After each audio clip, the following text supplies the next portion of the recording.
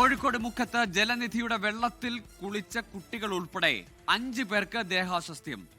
കാരശ്ശേരി പഞ്ചായത്തിലെ എടലമ്പാട്ട് പ്രദേശത്തെ 4 കുട്ടികൾക്കും ഒരു സ്ത്രീക്കുമാണ് ദേഹാസ്വാസ്ഥ്യം അനുഭവപ്പെട്ടത്.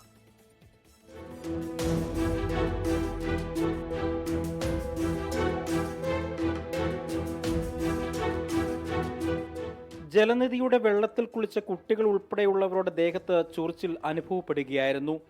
ദേഹാസ്വാസ്ഥ്യം അനുഭവപ്പെട്ടവർ ചികിത്സ തേടി.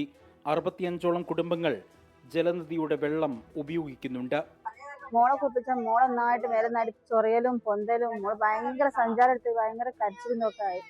അത് കഴിഞ്ഞപ്പോഴാണ് മോളത്തെ മോന് അതേമാതിരി ചൊറിയുന്നുണ്ടെന്ന് വന്നാണ്ട് ഓന്റെ മേത്ത് അതേമാതിരി തന്നെ ദേഹത്ത് ഫുള്ളായിട്ടും പൊന്തിയിട്ടുണ്ടായിരുന്നു. നിലവിൽ നമ്മൾ പരിശോധിച്ചതിൽ ഒറ്റ ഐക്കുകളോ വേറെ ഒന്നും ഇപ്പം നിലവിൽ കണ്ടിട്ടില്ല.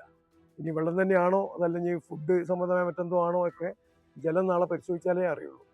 സംഭവം അറിഞ്ഞ് പഞ്ചായത്ത് പ്രസിഡന്റും വാർഡ് മെമ്പറും ഉൾപ്പെടെയുള്ളവർ സ്ഥലത്തെത്തി ജലനിധിയുടെ ടാങ്കും കിണറും പരിശോധിച്ചതിൽ പ്രത്യക്ഷത്തിൽ ഒന്നും കണ്ടെത്താനായില്ല. പരിശോധനയ്ക്ക് ശേഷം മാത്രമേ വെള്ളം ഉപയോഗിക്കാവൂ എന്ന് നാട്ടുകാർക്ക് മുന്നറിയിപ്പും നൽകിയിട്ടുണ്ട്. 24 കോഴിക്കോട്.